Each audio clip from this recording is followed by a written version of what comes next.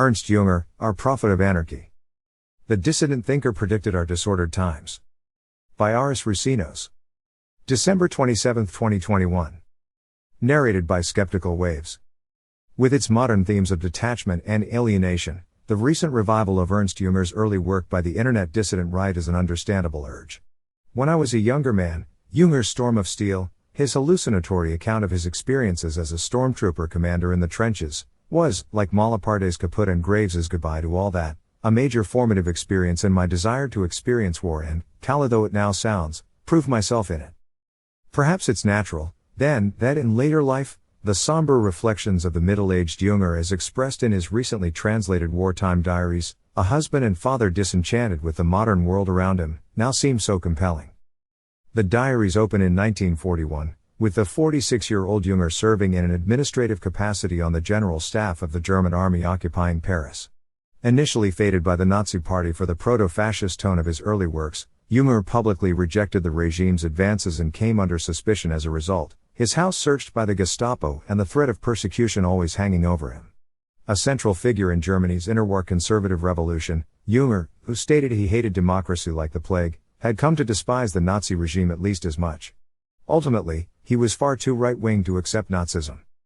Jünger's intellectual circle had aimed to transcend liberal democracy through fusing Soviet Bolshevism with Prussian militarism, yet the illiberal regime that actually came to power was wholly repugnant to him. The Munich version, the shallowest of them all, has now succeeded, he wrote, and it has done so in the shoddiest possible way, filling him with dread that Hitler would drive Germany and Europe towards disaster and discredit radical alternatives to liberalism for generations to come. Jünger's two closest friends, the National Bolshevik Ernst Jünger and the philosopher of law Carl Schmitt, each met different fates under the new Nazi order. Jünger jailed as a dissident until his liberation by the Red Army in 1945, and Schmitt as the regime's foremost legal theorist. Jünger remained friends with both. For Jünger, the internal exile, dissidence would come in the veiled form of his dreamlike novella On the Marble Cliffs, published on the cusp of war in 1939, in which he predicted the disaster and bloodshed the Nazis would bring in their train. Carefully monitored and shunted off to a desk job in France, Jünger spent his war as a flaneur along the quay of Paris, buying antiquarian books, conducting numerous love affairs, and recording his impressions of the city he loved. A fated intellectual and a lifelong Francophile, he befriended the city's cultural elite, socializing with Cocteau and Picasso as well as the collaborationist French leadership and literary figures such as the anti-Semitic novelist Céline, a monster who spoke of his consternation, his astonishment, at the fact that we soldiers were not shooting, hanging, and exterminating the Jews, astonishment that anyone who had a bayonet was not making unrestrained use of it. For Jünger, Céline represented the very worst type of radical intellectual. People with such natures could be recognized earlier, in eras when faith could still be tested. Nowadays they hide under the cloak of ideas. While listening to Céline's ravings about Jews with polite horror, Jünger was embroiled in an affair with Sophie Revue, a German Jewish doctor, and helping to conceal other Jews in hiding, as well as warning the French resistance about imminent deportations. He records the first reports of mass executions in the East, shared among the army leadership, initially with disbelief and then with horror, disgust and shame. Generals back from the East recount meetings with figures like a horrifying young man, formerly an art teacher, who boasted about commanding a death squad in Lithuania, where they butchered untold numbers of people, or share third-hand rumors about men who have single-handedly slain enough people to populate a mid-sized city. Such reports extinguish the colors of the day. You want to close your eyes to them, but it is important to view them like a physician examining a wound. Yet Jünger's detachment comes, at times, close to inhumanity. The unfortunate pharmacist on the corner, his wife has been deported, he notes, immediately before examining antique engravings in an antiquarian bookshop. Looking at pictures does me good when I'm upset.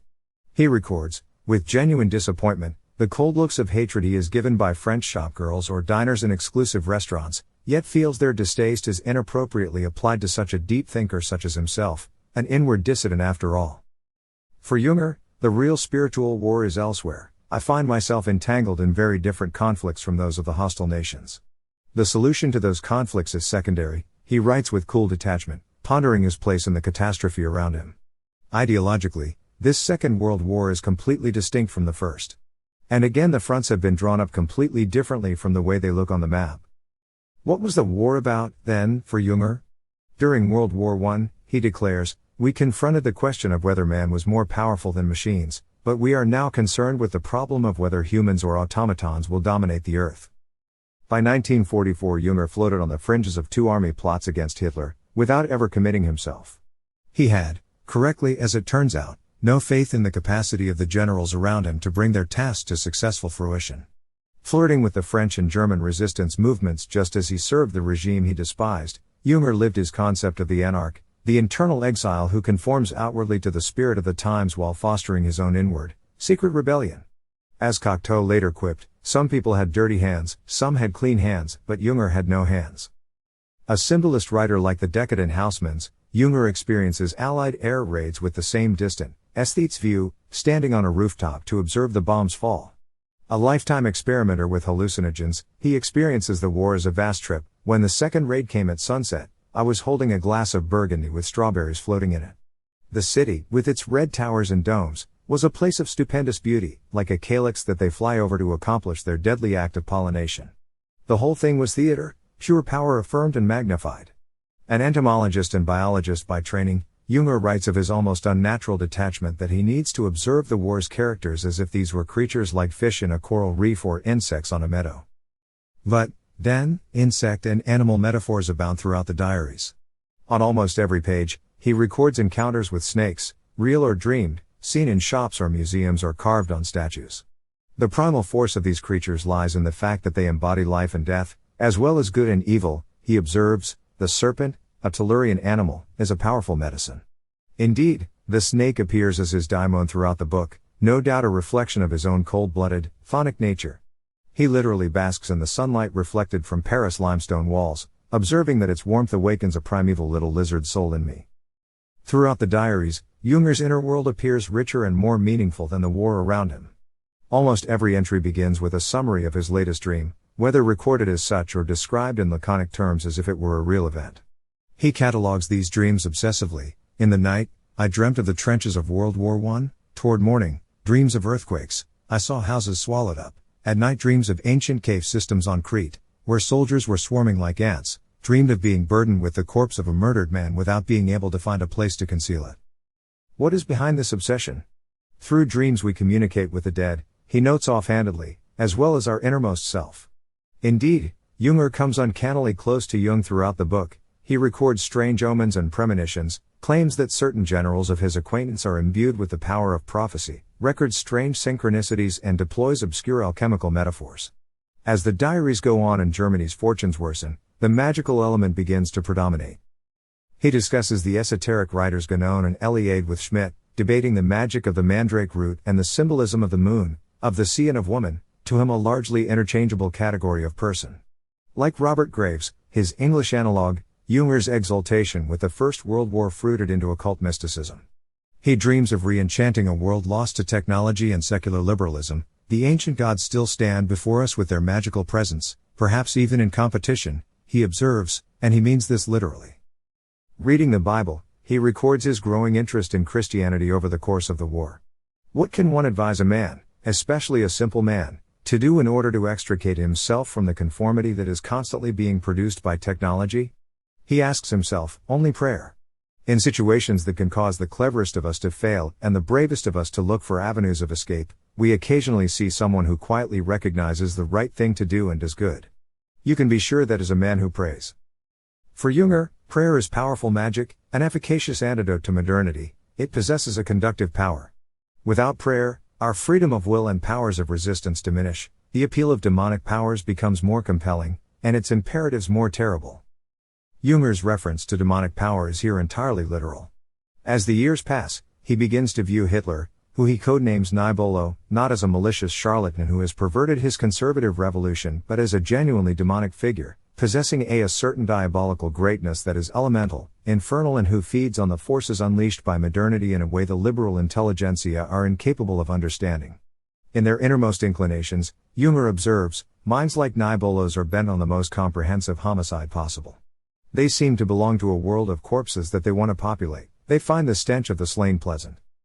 At the height of the war, while the Holocaust was a marginal concern of the Allies, Jünger would return again and again to these atrocities perpetrated against the Jews, which enrage the cosmos against us. The Nazi leadership are demonic powers channeling occult forces. These people are probing the planet, And the fact that they choose the Jews as their primary victims cannot be a coincidence, he writes. Their highest-ranking executioners have a kind of uncanny clairvoyance that is not the product of intelligence but of demonic inspiration. At every crossroads, they will find the direction that leads to greater destruction. Of Hitler, Jünger writes that I sometimes have the impression that the world spirit has chosen him in a subtle way. There are secrets here that other tribes will never comprehend. It is essential to remember that Jünger was an opponent of National Socialism from the far right. Our fatherland is like a poor man whose just cause has been usurped by a crooked lawyer. For him, the Nazis were the worst embodiment of modernity, which turned humans into automata, mere machines without souls. His fear was that the Nazi interlude would discredit the search for a right-wing escape route from modernity. It is also Nibolo's role to discredit good ideas by carrying them aloft on his shield. He writes that when you have been party to such individual fates and begun to comprehend the statistics that apply to the wicked crimes carried out in the charnel houses, an enormity is exposed that makes you throw up your hands in despair. An ultranationalist, Jünger writes that I am aggrieved to feel such things beginning to influence my relationship, if not to my fatherland, then to the German people. As with the fatherland, so with war, whose seductive power captured the younger Jünger. On a trip to the Eastern Front, the 47-year-old Jünger is forced to duck for cover from Russian machine gun fire. I have long since passed the age, he observes, relatably, when I find such things amusing.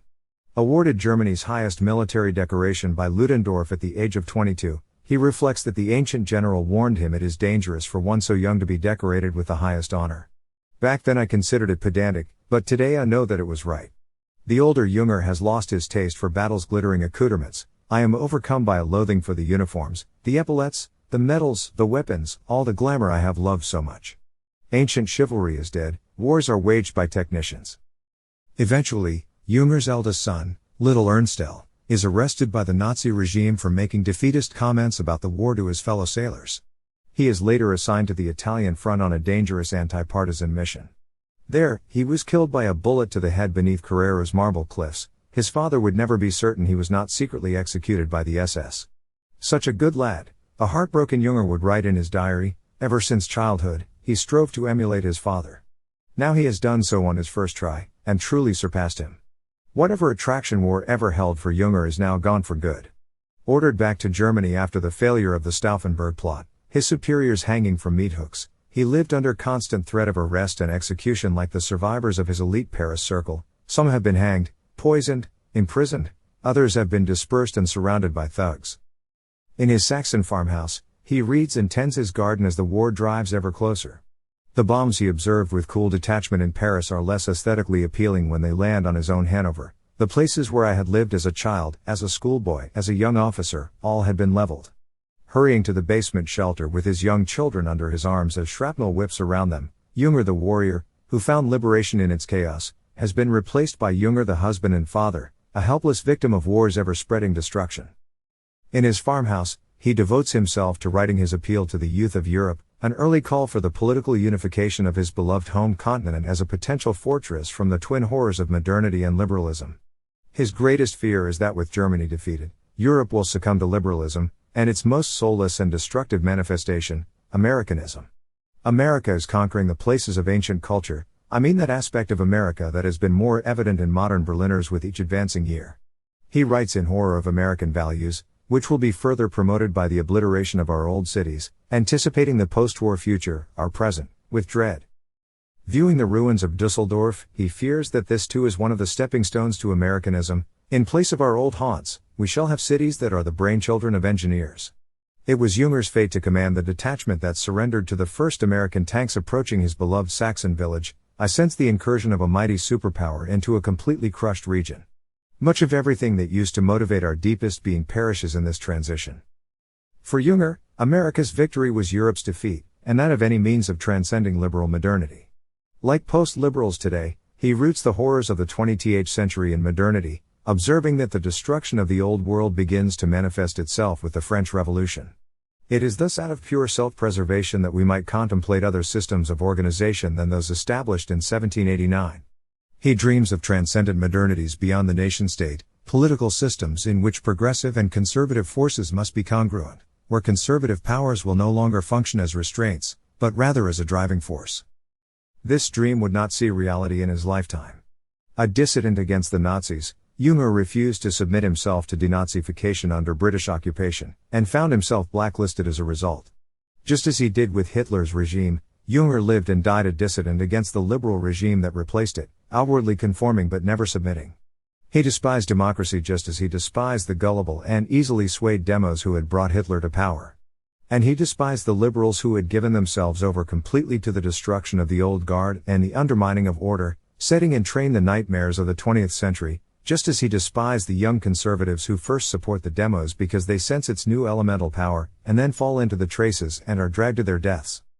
Yet over the decades, as the old warrior devoted himself to writing a series of dreamlike and prophetic novels, collecting insects and experimenting with LSD, his reputation soared. At the age of 101, in his penultimate year of life, Ernst Jünger converted to Catholicism, and died lauded as a prophet of European unification, feted by dignitaries like Kohl and Mitterrand. The anarch died as he lived, both at odds with and celebrated by the disastrous century his life embodied, a dissident thinker of great esoteric power now thrust back to relevance by our own disordered times.